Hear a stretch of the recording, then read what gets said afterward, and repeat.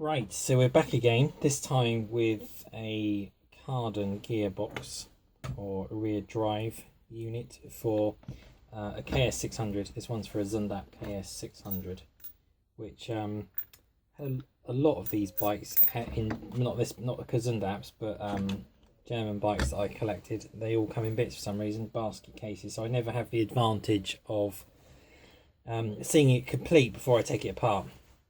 I know obviously a lot of people will just take it apart and they'll be able to see how it goes, but also you'll see that some of the bearings are replaced with more modern ones, and then you don't have some of the felt inserts and stuff like that. So if we just run through the parts we've got here, we've obviously got the self-explanatory outer casing. We've got the crown wheel there, various bearings. We've got the Cardan or something they call it in German, I think, which is obviously the wheel hub and shaft. Just go through there. Got one of these, some sort of bell, drive bell, I think they call it. Got the brake unit and housing. Pinion and its fancy bearings. This little turbine. It's quite neat. Turbine also acts as a spacer. That's worth mentioning when you put this unit together. Right, so where do we start? Okay, so this has been, it was pretty knackered when I got it. It'd been taken loosely assembled, but parts were missing and it'd been taken apart and everything else like that. So here we've got the main bearing in there. This acts as a pressure plate. I wondered what that was for when I first saw it, but I soon figured it out. It was a pressure plate. So when this is applied to here and load, you notice it's cut off there. You can see that once that goes on there, this will literally brush that as and when load is pushed onto here. It stops the crown wheel bowing, I suppose, or bending at the time torque's applied to it. So over this side we've got the main oil seal. This was the one that came out of it. You can see it's obviously metal with it's kind of rubbery substance inside with I think it is rubber, I'm not sure, but it's gone quite hard. It looks like a mixture of rubber and foam of some felt of some kind. But anyway, I tested this first and I filled it out of oil on the other side, put the shaft in, filled this pool up here with oil, and it's over a couple of days it dripped out, so I'm assuming it's trash. So I fitted another one of these oil seals in there. So step one, we've got this, brake shoes are on. That's the little adjuster nut in there, which if you twist that round, pushes that bronze plate in and out. The pad. So the first thing is obviously take this and through the hole. You'll see that the oil seal will rub neatly on there, and that will go into the bearing itself. So get that in there first. It's obviously going to be a bit of a fit. Give it a little bash. Mallet.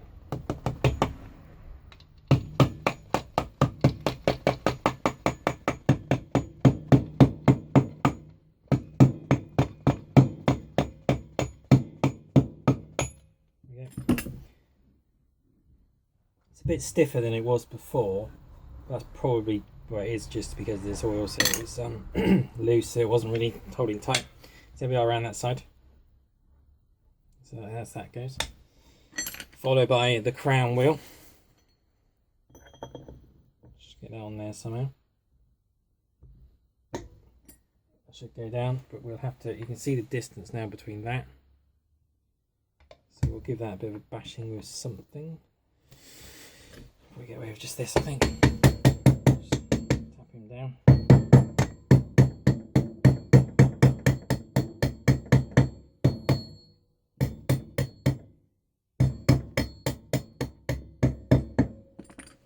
Come down a bit. I think that's moving out the back. So.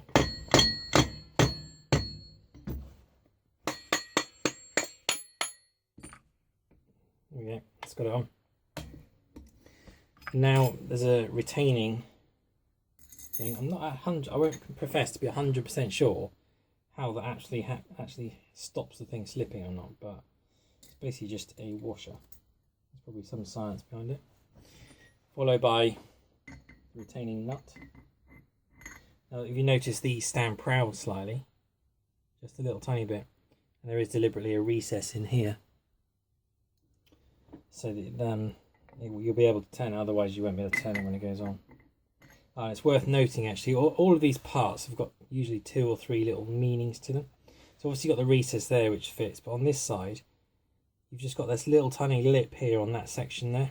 And I've noticed, of course, that mates up with this part of the bearing. But on this one, that face was pitted and lumpy, which means when this went on, the bearing wouldn't sit 100% flush. Let's quickly whip that on there. There we go.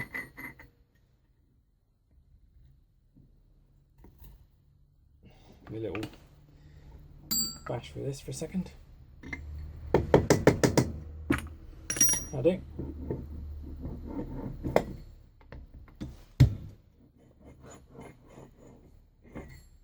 All seems fine. So that's that section. Obviously you tighten that up and everything else. The next thing, we need to get the bearing in the housing, and obviously it's smooth one side and a bit rough the other. A bit rough the other is where this thing is, like I said to you, it's obtained some burrs over the years, and it's burred itself, so that'll go in there.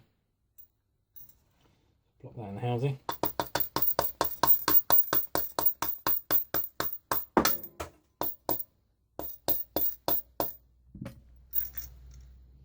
What that was that fell out, so I don't remember anything loose in there, but I know it was the nut on the end there. Let's go and get that in a second. Right, so we've got the bearing in there, and the next thing we need to do is get some paint on the car, on the wheel. You see that? And the reason we want to do this is because when this is inserted in the hole like that, we basically want to make sure that this thing doesn't sit like this or whatever it might be, but it actually wears, the drive is transferred as near to the middle as possible. So the best way to do this is to put a bit of paint on it, let it dry for a bit, then put it in there, spin it around, and we'll be able to see where the load and the wear is being transferred, and then we can shim it accordingly. So I'm going to reassemble that and take it apart in a minute, and we'll have a look and see what it does. Right, so we spun this around a few times, and I'm just going to hold this up to the camera so you actually see. There we go. You can see that the wear is on the inside. There's no wear on this outer edge. You see that? That means all of the load, of course, is being applied to those inner sections of the teeth, which suggests that this needs to come back out slightly. Like that. So we're going to how to fiddle around that, adjust it, shim it and whatnot. Right, so I've been adjusting the shimming of it, and this is probably the best way to do it, is I've taken a little bit off the edge of that. I'm going to focus. There we go. And notice that there's an internal chamfer just slightly on there. And that's because if you look at this thing, where it's been turned down, there's a sort of contrasting chamfer there. So this thing will actually go down a bit flusher onto it, and that can be the difference between a few mil. But of course that will wear quite quickly. So it's best to have the chamfer now, so at least you know you've spaced it correctly. So once you've got this back out, I'm going to insert it in there, and I'm going to use this to line it up. Any luck, it'll just plop straight back in. Oops, there we go. Not quite that way. There we go. Right. Wobble it around. Should just find its own way in a second. There we go. Nice and neatly back in there. And pops this daddy. Then we'll do it again, see what happens. Right, so giving this a few turns, and it does actually feel easier to turn, as if it's smoother. So I'm suspecting that the pattern will be nicer. Feels to me like it's good to go. We'll take it apart and we'll have a look. Right, so we've got it apart again, and you can see now that the wear pattern extends more across the whole face of the teeth towards the centre. So it's much better than it was, because originally we saw the first part, but it was more just this section here.